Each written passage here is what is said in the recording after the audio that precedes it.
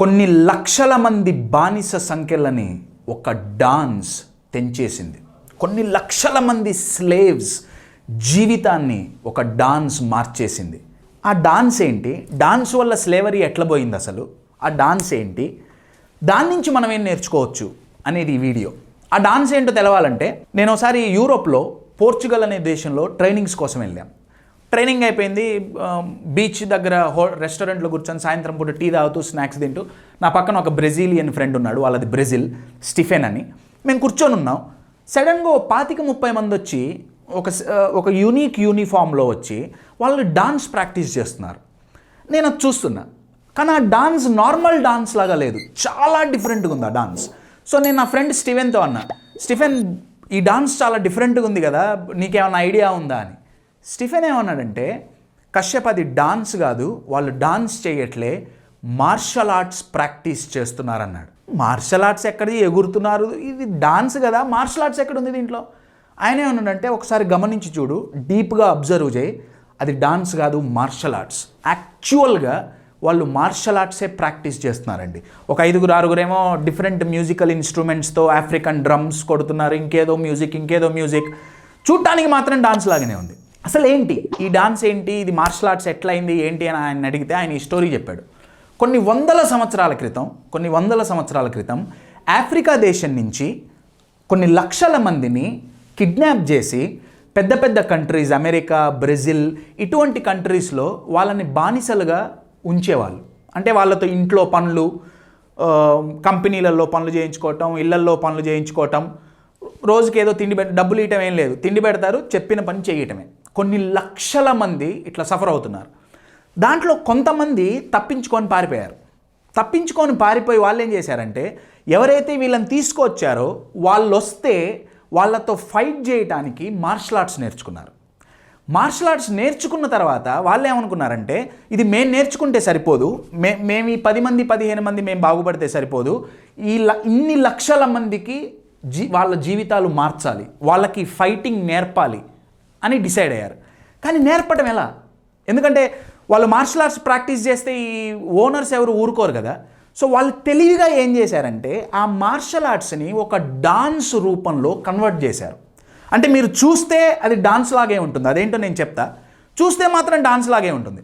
So వాళ్ళు ఈ గ్రూప్స్లో జాయిన్ అయ్యి 10 మంది 15 మంది వందలు వేలయ్యారు, లక్షలయ్యారు.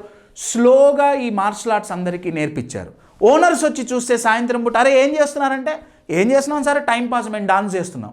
వాళ్ళంతా ఎందుకంటే మ్యూజిక్ ఇన్స్ట్రుమెంట్స్ అన్నీ ఉండేవి, పట్టి చూసేవాళ్ళు కాదు. కానీ ఆ డాన్స్ మూవ్స్ మధ్యలో మార్షల్ ఆర్ట్స్ మూవ్స్ని క్లబ్ చేశారు. అలా మార్షల్ ఆర్ట్స్ ప్రాక్టీస్ చేసి వీళ్ళతో ఫైట్ చేసి వాళ్ళ స్లేవరీ నుంచి బయటపడ్డారు.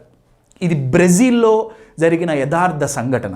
ఇప్పుడు బ్రెజిల్లో ఒక అఫీషియల్ మార్షల్ ఆర్ట్స్ ఫామ్గా ఈ డాన్స్ని గుర్తించారు. చూడటానికి డాన్సే కానీ మార్షల్ ఆర్ట్స్.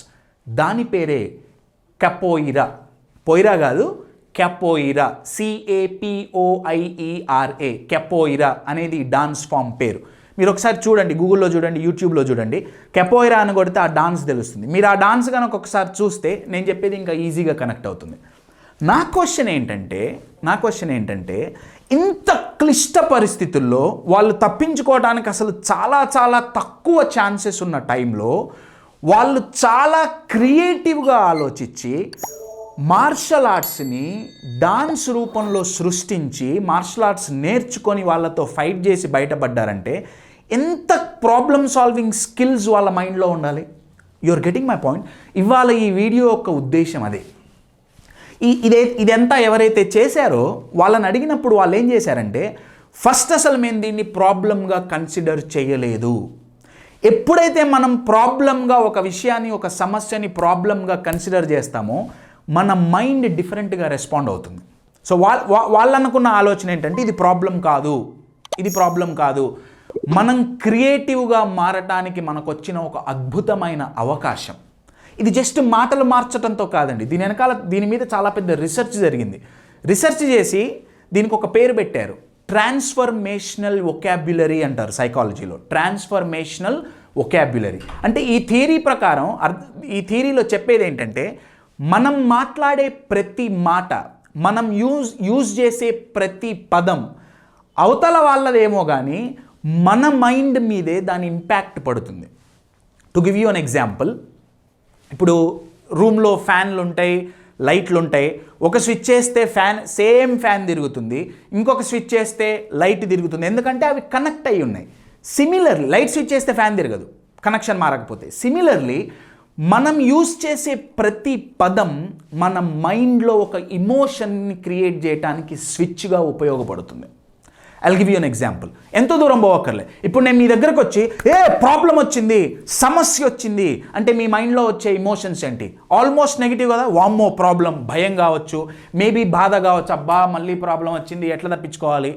వర్సెస్ నేను మీ దగ్గరకు వచ్చి చాలా పెద్ద ఆపర్చునిటీ దొరికింది, చాలా పెద్ద అవకాశం, చాలా మంచి అవకాశం దొరికింది అంటే మీ మైండ్ ఎలా రెస్పాండ్ అవుతుంది? యూజువల్గా పాజిటివ్గా.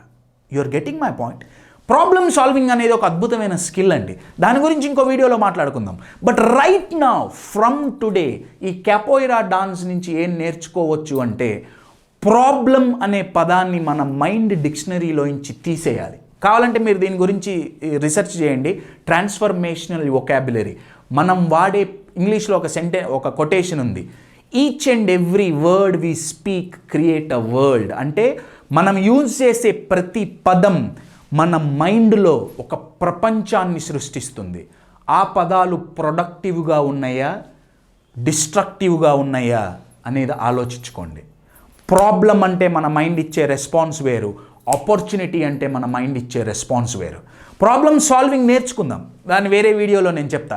కానీ from today my dear friends, from today ఎప్పుడు ఛాలెంజింగ్ సిచ్యువేషన్ వచ్చినా మీ మైండ్కి మీరు యూజ్ చేయాల్సిన పదం ప్రొడక్టివ్గా ఉంటే దాన్ని ఆపర్చునిటీ అంటారా, అవకాశం అంటారా, ఛాన్స్ అంటారా, మీ ఇష్టం, రైట్? కానీ నెగిటివ్ వర్డ్ యూజ్ చేయకుండా మీకు మీరే ఎక్స్పెరిమెంట్ చేయండి, ఎంత యూస్ఫుల్లో మీకు తెలుస్తుంది. My dear friends, be careful with what words you are using to your brain. మీరు యూజ్ చేసే ప్రతి వర్డ్ మీ బ్రెయిన్కి ఒక కమాండ్. ఆ పదాలు ప్రొడక్టివ్గా ఉన్నాయా, డిస్ట్రక్టివ్గా ఉన్నాయా అనేది ఒకసారి ఆలోచించుకోండి.